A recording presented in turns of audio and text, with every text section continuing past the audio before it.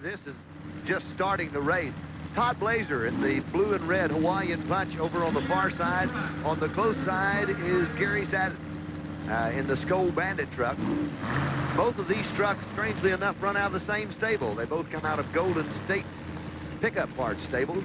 They have 3 monster trucks that are on hand tonight, and it's going to be very tough competition. The little SKOAL Bandit truck you're looking right straight in the face of. It's quick, it's short, it's agile. The longer truck, supercharged motor, and it will be high horsepower on the Hawaiian Punch truck. These guys aren't into rehabilitation, are they? They are definitely not that. There's a good shot of Todd Blazer, and that's the supercharged motor. Big horsepower on that truck. So let's see what happens. Is it going to be the short, agile truck or the big, long truck with the big supercharged horsepower? It's a battle of the monster trucks. They've got a big course ahead of them. It's side-by-side competition until we come out with a winner. Here we go. Flag is out. Side by side, looks like they are very close. They're very close, and they've got problems. Both of them are in a little bit of trouble. But the Bandit takes the lead. The Bandit takes the lead. This Hawaiian Punch truck is in trouble. The Bandit is out of the lead. He's headed down across the back. What would be center field for his second set of cars. Gary is doing a great job. He's easing around, trying to save some time. Has some problems on the back set of cars. Now they've got to race back to home plate. They're going to race back to home plate. And right now, it's anyone's battle. Todd is having problems. Look at that Hawaiian Punch truck is really in a bind over on the back straightaway. This one's going to go to the SKOAL Bandit truck if nothing happens. Now this truck is really going to have to take its time. Gary knows he's got a lead, but Todd is hung up over on the back straightaway. It looks like it's going to be the Bandit, and the Bandit, worse for wear. Uh-oh, looks like the steering. Looks like he may have broken the steering on that truck. He's got rear wheel steering only. He hasn't finished the course yet, Jim. He has not. So he may have to turn around and back this thing home, huh? Well, he's going to have to drop out of the competition because broke the steering on the front end. They're going to give it to him. He's going to have just a short time to try to repair that truck and get ready to go again. Wow. Well, here comes round 2, and the boss is Jim Reese, the toy, which I guess is probably the biggest contradiction in here tonight. That is no toy, but that is one big monster truck with Joe Rake behind the wheel. Joe Rake, the toy, going up against the boss. Well, what in the heck is going on there in the toy? Joe's out winding the toy up. Oh, my goodness. He wants to get all the horsepower he can out of the toy, so he'll wind it up, get him a little speed going. This is going to be a good race. Here again, we got a real light truck, very maneuverable, the toy, but over in the other side, the boss, Jim Reese. Here is one of the hardest charging drivers on the monster truck circuit. Jim Reese, the AM/PM boss. This 1972 Chevrolet, watch him. He is one tough driver. He will hammer all the way on the truck. I'd look for the boss to really jump out of the lead. He's quick on start. He knows how to handle the truck. The truck's been very successful. Let's see if he does it. It's the toy and the boss in round 2 of monster truck competition. Here we go. Reese out to a quick lead. Reese first one up on a car. He gets a lot of air. So does the toy. The toy in problems, having real problems over on the first set of cars. Reese makes the turn. He's in good shape. Reese will go to the far set of cars now. He sees he's got a lead. You know, he's letting up on it. He's taking his time. He knows that he can make this one. He can very possibly go into the next round. The toy is up. They're going to have to give the win to the boss. The boss cannot come back around. The toy still sitting on the set of cars that he's to jump now. He wouldn't crush the toy, would he? He wouldn't catch the toy if the toy doesn't move in a very short while. That's right. They better get out there and wind the toy back up again. But it's the boss's race. Don't mess with the boss. Well, you look at the front of the toy, the drive shaft. There he is underneath it, and the drive shaft is in his left hand. That's the front drive shaft, and he sheared that off. He pulled it out when he went in, and no front drive, lots of problems for the toy. Amen. Let's take a look and see where the toy got into trouble, Mike. Leaves good. having a little bit of problem controlling the truck right off the starting line. Now watch when he hits this set of cars. Right there is where the problems arise for him, and it may happen when it lands, and there it is. Yep. When he lands, the front drive shaft drops out of it, and that's all of it for the toy. Not supposed to be flopping around like that, is it? Now I'm Ken Brew with Mike Galloway. Stay tuned because we'll have more here from Anaheim in just a moment. Coming up, Bruce Gault in the Barbarian. He will be on the far side of your picture in the white van, and So High 2 will come down the first base line. Well, the So High 2, a very, very pretty truck out of Arizona. But you've got to watch the little Barbarian. 43-inch tires on it. This is a brand new truck, only the second time it's been out in competition. You've got to watch that truck. I know the driver of it. Bruce is super tough. He knows how to handle it. He's been driving for quite some time. He has no fear. He'll hammer the truck, and it'll go for everything it's worth. It'll go or blow, as they would say, but the Barbarian van up against one called So High. There's the Barbarian right there, but you know, the So High 2, it seems to be sitting up, purchased higher, perhaps, than the other trucks that we've seen, is it? It is, and it has a bigger set of tires on it. These are what they call 74s. These are the biggest set of tires in monster truck racing at the current time. They're heavier tires. Now, Bruce runs a real light truck. The little Barbarian van, it's light, it's agile, it gets around quick. There's the little shot of the 43s. This is what the tires were when we originally started monster trucks. These were considered monster tires. And then the tires went up and up and up. And Bruce still makes very successful runs with the little tires on the van. He's tough. He's real tough. He's not only good running truck, but he's a very good driver. There's the big 77. Here we go. He's going to have to hurry because So High is out on top. So High doing a great job. So High is really taking this one. This could be a big upset. The Barbarian hit the cars. He didn't have enough speed to get up on top of them. Does it again. He's still climbing to get up. He barely makes it up. Now he's got a lot of time to make up. But Bruce Gault is going to try it. He's going to try to go for it. There is the one called So High. He's over the last set of cars. Look at this. Look at this. Bruce. Oh, Bruce hit them like a brick wall. He just ran up and went for everything he was worth. I don't think the front tires are actually climbing on this. No. Look at that. He's wiped the steering out of it. He's wiped it completely out. Here it is. Oh, look how high. Look how high that beautiful truck is getting.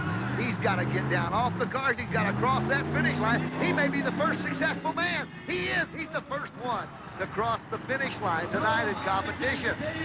No contest. So High 2, the first to cross the finish line tonight. Let's take a look and see where Barbarian really got into a heap of trouble, and it's right here. Well, he's trying to make up some precious time, and he does it. Bruce does a great job. He handles the truck well. He's making up some precious time, and watch this. Uh-oh, it won't go.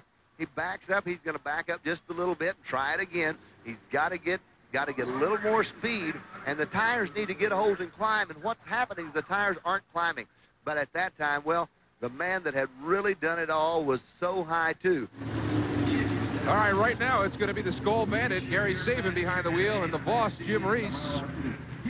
Jim, we noticed maybe having a little trouble up front, but we'll see if it holds up.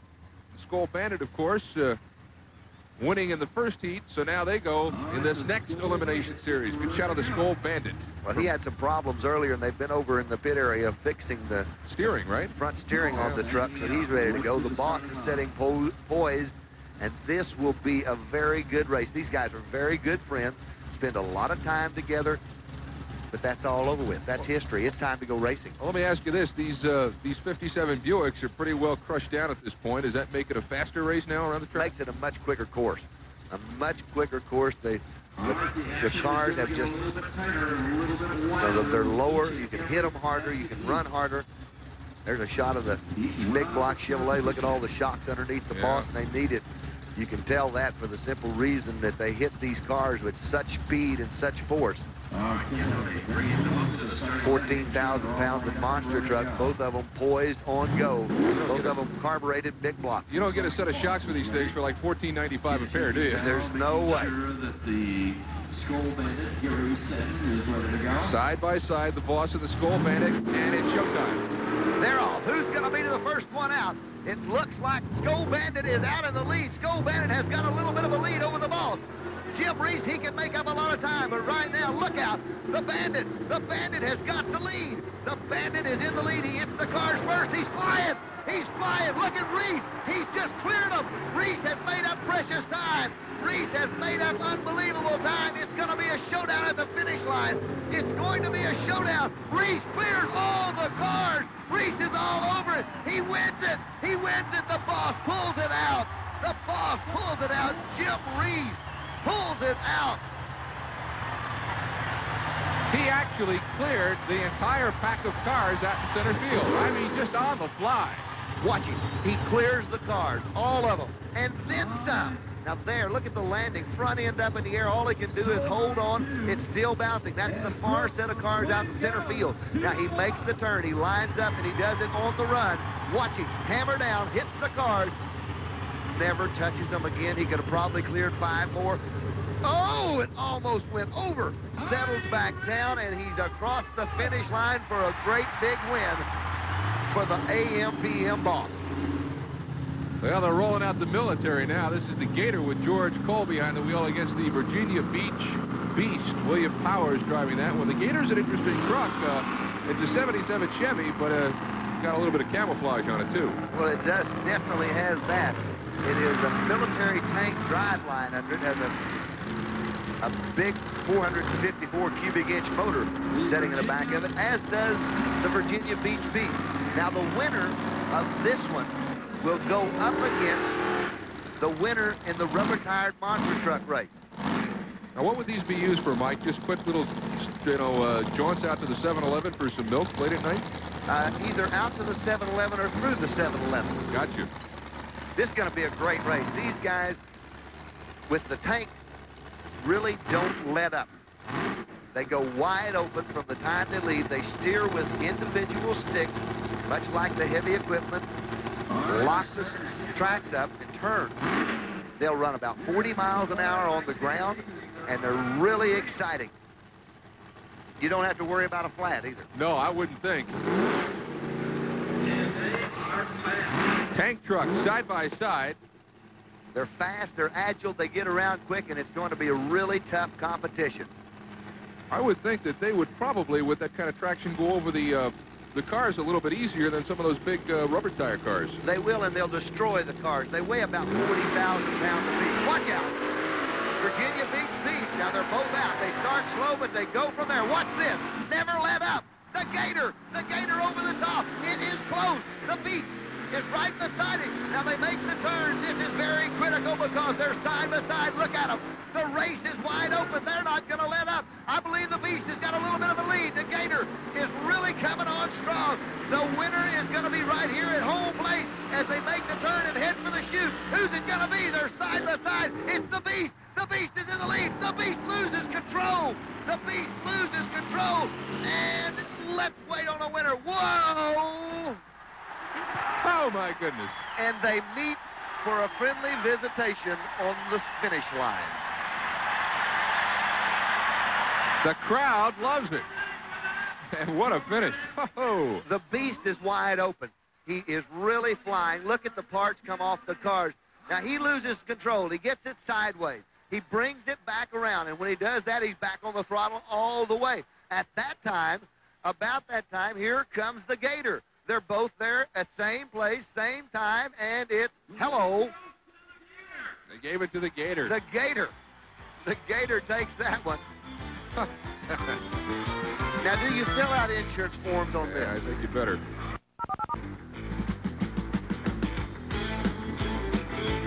Here he is, the granddaddy, the grand poobah of monster trucks. Bigfoot, Jim KRAMER in the saddle tonight. This is a brand new Bigfoot truck. It's built to do something that, as of this time, no one has done. Jim KRAMER is not going to crush cars. He's going to try to fly over them. He's got to hit the ramps at about 40 to 43 miles an hour. And what he will do, he'll come out, look at things, he'll crush the cars, kind of get the feel of it. Just a little warm-up. Oh, this is just a warm-up. I mean, this is a walk in the park for the foot. But when he comes back around after this crush, he will be ready to go. Oh, my goodness. Looks like about 14 cars. He's going to try to jump 10. He'd like to go to 12. He'll make 2 attempts at it. He's looking at the landing spot on it. You can imagine 7 Brand new truck. Now tell me about it. Is it different than the other Bigfoots? The roll cage has been reinforced on the inside. There's a lot more driver safety. You see a lot more braces going across the inside of the truck. The truck's a little lighter. He's turning for it. He's looking at it right now. He'll probably maybe attack and come off a little bit. He'll back up and get a run. It's got to run about 43 miles an hour. Now what he's done, he's got some room to shut down. The landing is ever so critical. I think Jim maybe want to just get the cars down a little bit more. A couple of them he didn't destroy enough on the first time. Kind of like a rolling trash compactor, huh? It truly is. I tell you what, the man is unbelievable. He's incredible as far as the way this truck works. Now, we talk about jumping 14 cars or jumping 10 cars, 12 cars, whatever the number is. It was set up earlier that the number of cars to be jumped will be measured by the front tires, not the rear tires. So it's where the front tires land. So he'll actually clear more cars than it looked like. It's where the front tires land is what is considered the jump distance. But of course, the driver of Bigfoot is just as much an attraction as the truck itself. And our Mike Galloway had a chance to meet Jim KRAMER up close and personal. I'm with Jim KRAMER, and tonight Jim KRAMER is driving the Bigfoot truck. And Jim, we're going to do something a little bit different. Instead of the competition, it's a jump. That's correct. We're coming out here attempting to jump 12 cars. You can see the cars there behind me. The problem is the last car is right in line with the left field foul pole, and if I don't get stopped in time, I might end up on the pole. Jim, is it tougher jumping the cars than it is running the competition? Is it harder on you, or is it harder on the equipment? It's a terrific impact. In order to achieve the distance I need, I'm having to hit the cars 40 to 42 miles an hour. The initial impact is very bad. And of course, coming down is not as bad, I think, as some of the competition events coming down, because you do land on a nice bed of cars. Sometimes in the competition, you have to clear the cars to stay competitive. Well, Jim KRAMER is going to go for 12 tonight. We'll be waiting to see what he does. First time ever this has been attempted. Jim KRAMER from St. Louis at the wheel. I think he can do it. Watch him. Hanging it out a little bit. He'll get into it. That was a good jump. He was just kind of testing the water. I think when he comes back around this time, you know, I don't think you had that 40-mile-an-hour speed that time. I don't think you can practice this, can you? You kind of just go out there and do it. You just have to do it. Now they're looking at him. They're going to talk to him. The guys on the ground have a good view that Jim doesn't have. Everything looks all right. Drive line seems to be in good shape. This is it. Thumbs up from KRAMER. He's going for it. He's got it wide open. Hanging out, hanging out. KRAMER hangs. Look at that. All over it. 2 bounces and off. Unbelievable. On the binders, brings it to a stop. The truck's in good shape. Outstanding jump for Jim KRAMER. All right, we're going to look at this again from the low angle. This is what transpired. Jim KRAMER, Bigfoot, making the leap. 43 miles an hour. Watch him get airborne. This is a 12,000-pound truck, and he... Oh! 2 and off.